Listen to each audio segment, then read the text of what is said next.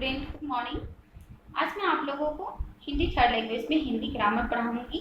Chapter 3 शब्द और वाक्य। चैप्टर 3 है शब्द और वाक्य। सबसे पहले हम लोग शब्द के बारे में जानेंगे, उसके बाद वाक्य के बारे में। शब्द क्या है? सबसे पहले हम लोग जानेंगे कि शब्द क्या है। दो या दो से अधिक वर्णों या वर्णों एवं मात्राओं निश्चित क्रम में मेल जिसका एक सार्थक अर्थ शब्द कहलाता है। मतलब दो या दो से अधिक वर्णों, ठीक है। वर्ण तो आप लोग जानते हैं, जैसे भ, व, न, ल, क, प, ये क्या है? वर्ण, ठीक है। ये क्या होता है? निश्चित क्रम में होते हैं। वर्ण एवं वर्ण की मात्राएं क्या होती है? निश्चित क्रम में होती है और जिनका एक सार्थक अर्थ होता है। मतलब जिसका क्या होता है? एक सार्थक अर्थ होता है। उसे हम लोग क्या करते हैं? शब्द करते हैं, ठीक है। जैसे भ जोड़ व जोड़ न, तो क्या कर रहा है? वर्ण। भ जोड़ व जोड़ न, ये क्या है? निश्चित क्रम में। भ व न, ये क्या है? निश्चित क्रम में, ठीक है। इसका सार्थक अर्थ भी है। ये क्या कर रहा है? शब्द कर रहा है।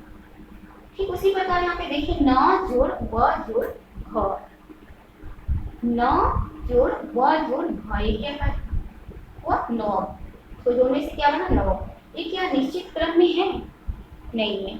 और इसका कोई सार्थक अर्थ भी नहीं निकल रहा है, ठीक है। इसका कोई सार्थक अर्थ नहीं निकल रहा है, इसलिए ये शब्द तो है लेकिन इसका कोई अर्थ नहीं है। ठीक उसी प्रकार दूसरा उदाहरण हम लोग पढ़ेंगे। ल जोड़ औ जोड़ क जोड़ ई, ये वर्ण एवं इसका मात्रा क्या है? निश्चित क्रम में। ल जोड़ औ जोड़ क जोड़ ई क्या है? निश्चित क्रम में। क्या बना? लौठी। यहाँ पे देखिए, क जोड़ औ जोड़ ल जोड़ ई, तो क्या बना? कौली। ये निश्चित क्रम में नहीं है।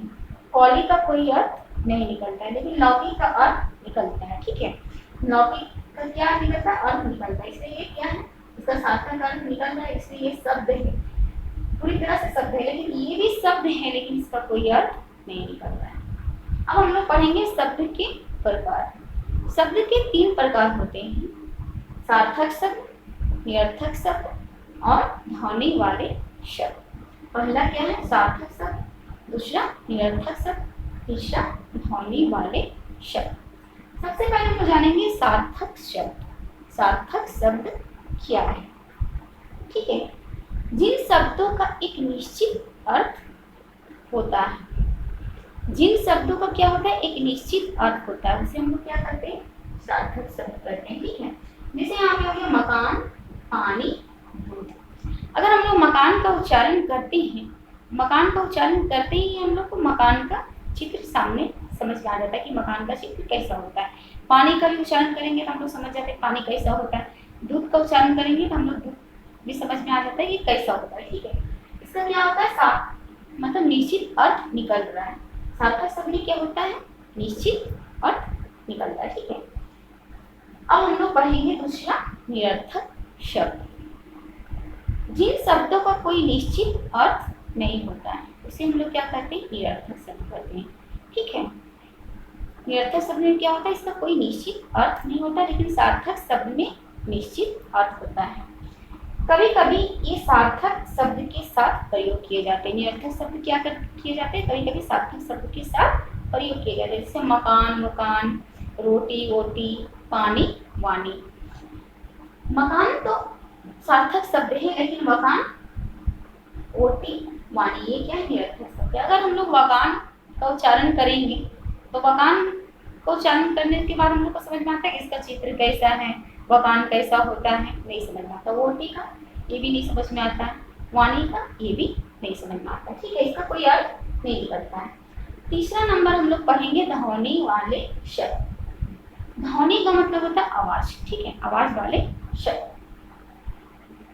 जिन शब्दों से किसी ध्वनि का पता चलता है उसे हम लोग क्या करते हैं? ध्वनि वाले शब्द करते हैं, ठीक है। जिन शब्दों से किसी ध्वनि या आवाज का पता चलता है उसे हम लोग क्या करते हैं? ध्वनि वाले शब्द करते हैं। जैसे हो गया खट खट, जब कोई दरवाजा ऐसे करता है खट खट तो हम लोग को समझ में आता है कि बाहर कोई खड़ा है।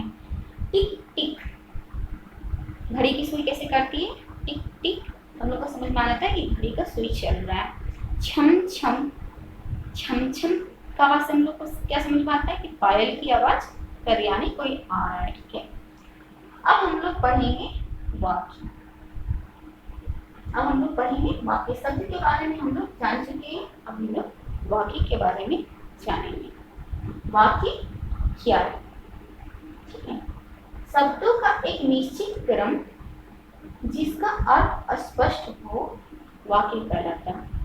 मतलब शब्दों का एक निश्चित क्रम जिसका अर्थ स्पष्ट हो, ठीक है, उसे हम लोग क्या कहते हैं, वाक्य कहते हैं। या फिर दूसरे शब्द में हम लोग दूसरे तरीके से हम लोग बोल सकते हैं कि दो या दो से अधिक सार्थक शब्द जब निश्चित क्रम में होते हैं, ठीक है, उसे क्या कहते हैं, वाक्य कहते हैं। जैसे यहाँ पे है, छात्र विद्यालय जा रहे हैं। छात्र क्या है, शब्द है, विद्यालय ये क्या है, शब्द है, ये क्या है, निश्चित क्रम में है और इनका अर्थ स्पष्ट हो रहा है। ये क्या कहलाया, वाक्य कहलाया। तो शिक्षक पढ़ा रहे हैं, शिक्षक पढ़ा रहे हैं, शब्दों का ये क्या है, निश्चित क्रम है जिसका अर्थ स्पष्ट हो रहा है। ठीक है, ये क्या कहलाया, वाक्य। मतलब ये वाक्य है। यहाँ देखिए, निश्चित रहे हैं जा छात्र विद्यालय, रहे हैं जा छात्र विद्यालय, ये क्या है, यहाँ पे इनका अर्थ समझ में आ रहा है, नहीं आ रहा है। ये शब्द निश्चित क्रम में नहीं, ठीक है, इनका अर्थ भी स्पष्ट नहीं हो रहा। ये शब्द क्या है, निश्चित क्रम में नहीं है, इसलिए ये वाक्य नहीं कहलाएंगे। मतलब इसको हम लोग वाक्य नहीं कर सकते। लेकिन छात्र विद्यालय जा रहे हैं, इसका ये निश्चित क्रम में भी है और इसका अर्थ स्पष्ट हो रहा है। मतलब इसका अर्थ हम लोग को समझ में आ रहा है, लेकिन इसका अर्थ हम लोग को समझ में नहीं आ रहा है। यहाँ पे शिक्षक पढ़ा रहे हैं, ये अर्थ हम लोग को समझ में आ रहा है, लेकिन है रहे शिक्षक पढ़ा, इसका अर्थ हम लोग को समझ में आ रहा है, नहीं आ रहा है। ये इसलिए इसको हम लोग वाक्य नहीं कहेंगे। ठीक है, अब हम लोग पढ़ेंगे वाक्य के अंग। वाक्य के अंग, वाक्य के दो अंग होते हैं, उद्देश्य और विधेय। वाक्य के कितने अंग होते हैं, दो। ठीक है, पहला उद्देश्य और दूसरा विधेय।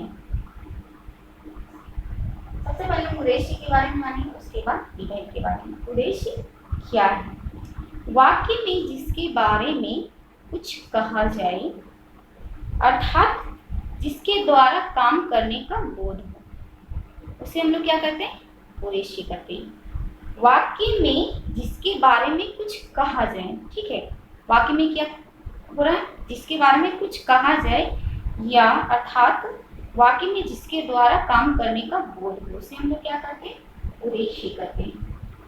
ठीक है, जैसे यहाँ पे माँ खाना पका रही है, तो इसमें काम किसके द्वारा हो रहा है, माँ के द्वारा।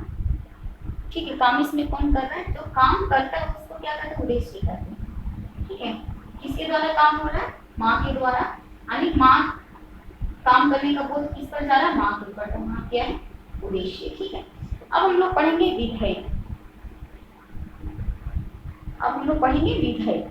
वाक्य में उद्देश्य जो कहा जाता है विधेय कहलाता है। मतलब उद्देश्य जो कार्य करता है उसे हम लोग क्या करते हैं, विधेय करते हैं। उद्देश्य जो कार्य को करता है, मतलब जो काम को करता है, उसे हम लोग क्या करते हैं, विधेय करते हैं। ठीक है, जैसे माँ खाना पका रही है, माँ को उद्देश्य है, लेकिन माँ क्या कर रही है, खाना पका रही है। माँ क्या है, उद्देश्य है, अब पका रही है, ये पका रही है, ये क्या हो गया, विधेय हो गया। ठीक है, जो कार्य को कर रहा है वो कौन क्या कहलाया, उद्देश्य कहलाया। लेकिन जो काम को कर रहा है, कौन काम कर रहा है, वो क्या कहलाया, विधेय। काम करने का जिस पर बोध होता है उसे उद्देश्य कहते हैं। जो कार्य, उद्देश्य जो कार्य को करता है, उद्देश्य जो कार्य को करता है उसे हम क्या कहते हैं, विधेय कहते हैं। जैसे माँ हो गया उद्देश्य, और पका रही है मतलब वो क्या कर रही है, खाना पका रही है। ठीक है, ये पका रही क्या हो गया, विधेय। मतलब उद्देश्य जो काम को करता है उसे हम लोग क्या कहते हैं, विधेय कहते हैं। ठीक है, ठीक उसी प्रकार यहाँ पे अमन पढ़ रहा है, तो अमन क्या है, उद्देश्य है, और पढ़ रहा है ये क्या है, विधेय।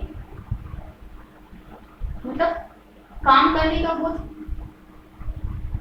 किस पर जा रहा है, अमन पर। तो काम कौन कर रहा है, जो काम को करता है उसे हम लोग क्या कहते हैं, उद्देश्य, उद्देश्य कहते हैं। और उद्देश्य जो कार्य को करता है उसे हम लोग विधेय कहते हैं। ठीक है, जिसके द्वारा काम करने का बोध हो। तो यहाँ पे किसके द्वारा काम करने का बोध हो रहा है, अमन के द्वारा। तो अमन हो गया उद्देश्य, लेकिन जो उद्देश्य काम कर रहा है तो अमन क्या कर रहा है, पढ़ रहा है।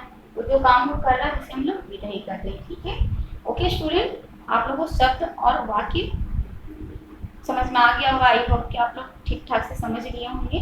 Okay, thank you.